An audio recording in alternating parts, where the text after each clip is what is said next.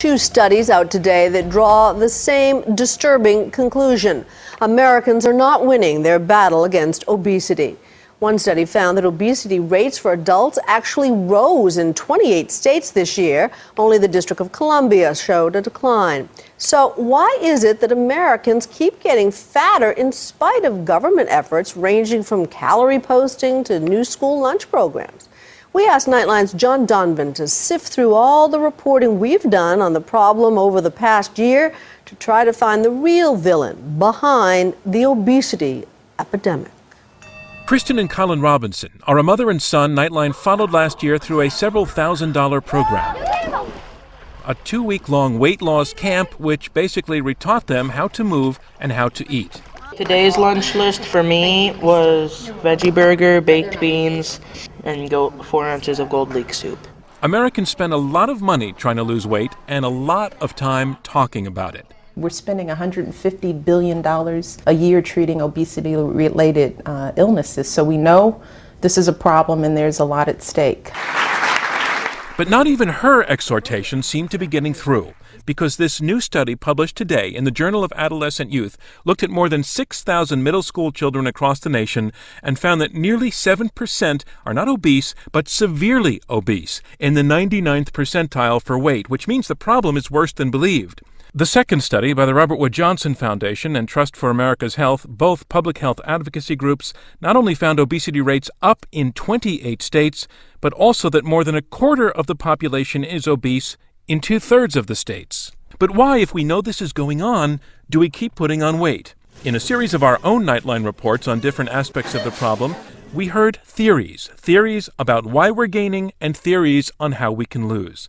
First, theories about what's in it, what's in the food we eat. There is the single ingredient theory, that it's fructose. Fructose is the cause of the current epidemic. Robert Lustig at the University of California in San Francisco argues that the introduction in the 1970s of a low-cost sweetener called high fructose corn syrup lowered the cost of fructose in general so that now it's showing up everywhere, as he demonstrated for me, in quantities you don't really expect. Everyone seems to think yogurt is good for you and yogurt is healthy, but this has 27 grams of sugar for this yogurt.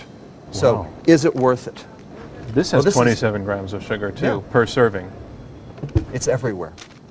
It's ubiquitous. The worst part being he thinks that fructose messes with our brains, making us ever more hungry. So your brain thinks you're hungry, because if your brain can't get the leptin signal, that's starvation. Feels like starvation. Feels like starvation. He has his opponents, however. Consumers should know that fructose is a sugar, and a sugar is a sugar, whether it comes from cane or corn or beet, and that Mother Nature gave us fructose in all the fruits and vegetables that we eat, but also in combination with another simple sugar, glucose. That has high fructose corn syrup in it. And? Yeah, you know what they say about it? Like what? This is an ad created by Audrey Erickson's group, the Corn Refiners Association. And in a funny way, they agree with Dr. Lustig, who says there is no difference between high fructose corn syrup and sugar. But Lustig says the level of obesity in America began to climb around the very time that the food industry started using lots of high fructose corn syrup, because he says it's just so cheap and so readily available and therefore so everywhere. Okay, so if it's not just one ingredient that's the problem, maybe it's that there are all kinds of ingredients that just don't belong in the food we eat. That's what Michael Pollan thinks. I come up with some rules to help you distinguish the food from the edible food-like products. One is, don't eat anything that your great-grandmother wouldn't recognize as food. You know, if she picked up a box of Go-Gurt portable yogurt tubes, would she recognize this? I don't think she would. Pollan walked me around an organic farm, arguing that we just have to get away from packaged foods because humans are not designed to eat food that way. This is not food, by my definition. It's not food? No.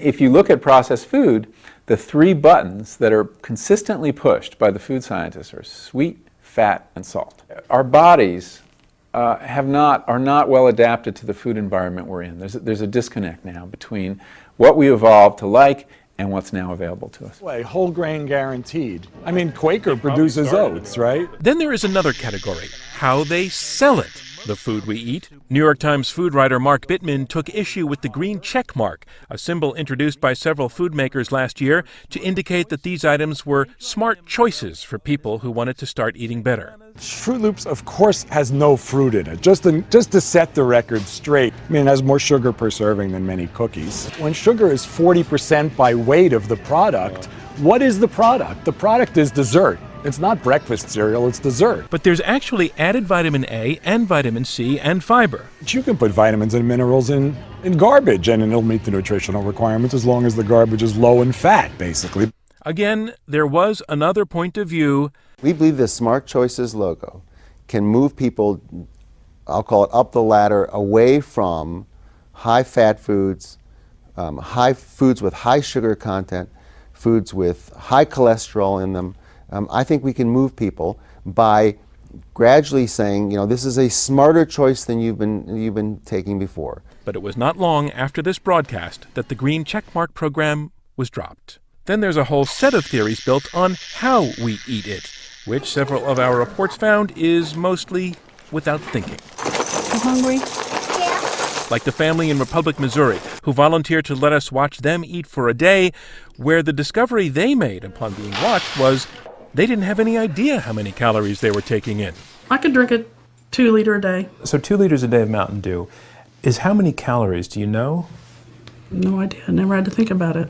And the family in West Virginia, where there are 11 brothers and sisters and everyone has diabetes, and they know the smart way to eat, they just don't seem willing to stick to it. Which brings us finally to all the reports we've done on what we should be doing about this. We went to a school in Wyoming where they not only started limiting portion sizes and pushing fruits and vegetables, they also began to put the kids' body mass index on their report cards. We visited Albert Lea, Minnesota, that was trying out several ideas proposed by Dan Buettner, who has studied how healthier communities around the world do it.